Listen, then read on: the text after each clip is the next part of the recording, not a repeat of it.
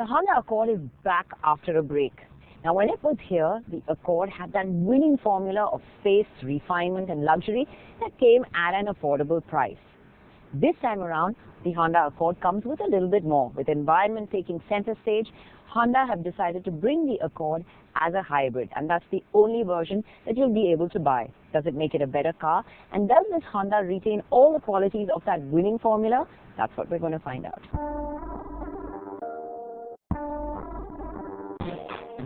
The front end is unmistakably Honda, with the familiar smiling grille and the chrome garnish. But it does look more taut than the older version. There are blue accents on the headlamp and the grille to highlight the hybrid nature. This version of the Accord is actually more compact than its predecessor, sitting on a reduced wheelbase, which Honda says gives them 40% more stiffness and the overall car more agility. In fact, length and width are a little less, but height is a little more, giving this car an overall more compact look. The rear, however, still has that big, heavy feel, and the LED tail lamps get the blue accents too. Now, moving to the inside. It's a really nice interior. It feels luxury, it feels premium, it feels rich. You get dual screens now here in the center part of the dash, and it works really nicely with something like, say, the navigation system, where you can have the map on one screen and the instructions on the other screen, so you don't have to switch between screens to do things. In front of you, you get one big speedometer, and you get the rest of the electronic displays which show you whether it's on brake regeneration, whether it's in electric mode, or whether it's using the engine. The dash doesn't have that sweeping design as before, and along with the all-black interior, it takes away from the spacious feel of the previous Accord. Still, it is a very roomy cabin. There is Android Auto and Apple CarPlay, and you can even start the engine of the car remotely to power the aircon system. There's a cool reverse cam that shows you not only the reverse parking area, but comes on every time you use the left indicator to give you a clearer picture of what's behind you before you turn. Now, though the dimensions are marginally smaller, efficient packing is a Honda strength, and it ensures that the space inside hasn't been compromised. It still retains that amply spacious backseat. There's loads and loads of legroom. The rear seat is also nice and wide, 3, and I think even at a squeeze you could get 4 into this back seat. The good part is that you sit nice and high, so visibility is really good. It feels airy and spacious. And if you're sitting behind the passenger seat, now you get a set of buttons to open up more room for yourself. What makes this car truly unique, however, is the two-motor hybrid system, combining a 143 HP 2-liter IVTEC Atkinson cycle engine along with 2 electric motors. The Accord Hybrid achieves a peak combined output of 215 HP. Known as Intelligent Multi-Mode Drive, the system has 3 operating modes: Hybrid Drive, EV Drive, and Engine Drive. Start it up, and except for that little warning tone, it's eerily silent on this inside, and sometimes you're left wondering, is it on, or have I not switched on the car? And that's the first giveaway that this is a hybrid. Under most conditions, the vehicle operates in a similar manner to a range extender. In the hybrid drive mode, the petrol engine operates as a generator, providing electricity to the electric motor and charging the battery. Unlike other hybrids where the engine drives the wheels, in this Accord the front wheels are driven by the electric motor alone. The engine has no direct link to the front wheels, and since power is being sent via electric motors, there's no need for a conventional transmission. In the EV drive mode, the Accord Hybrid can also operate on electric power alone, but for a very limited range of 2 kilometers with the engine shut off. Now, the second giveaway that this is a hybrid is the fact that there is no tachometer. So despite the fact that this is a Honda petrol engine, don't expect those revs right up to 7,000 RPM.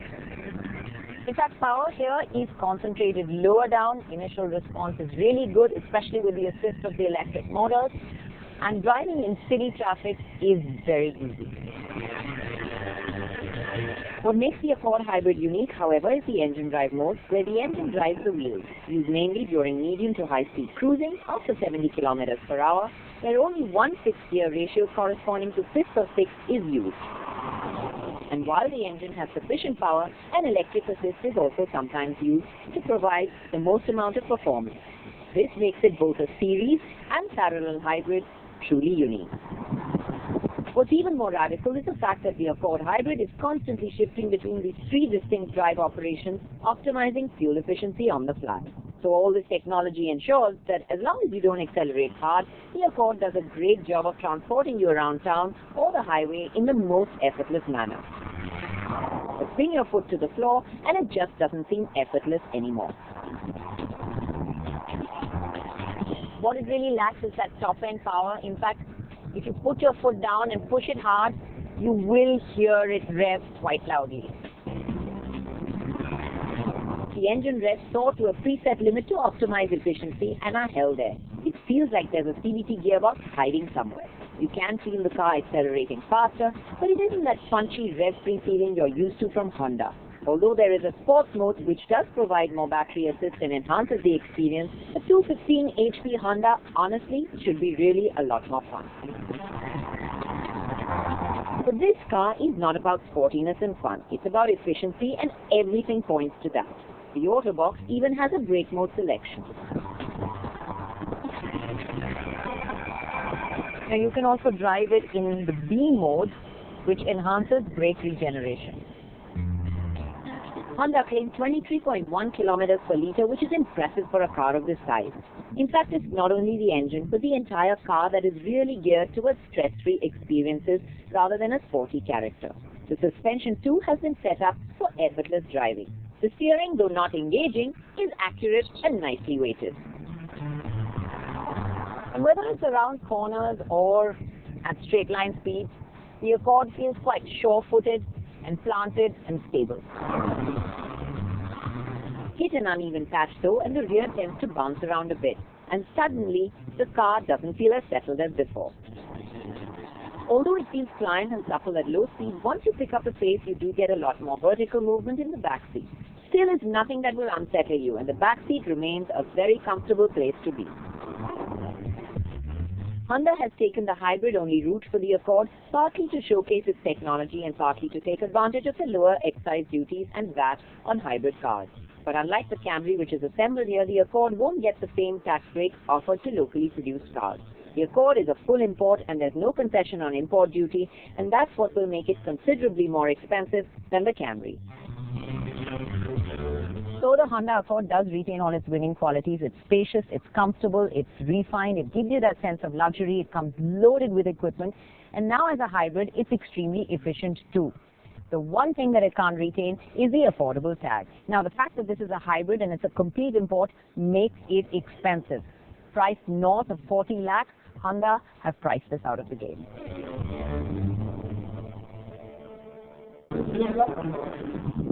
Hello and welcome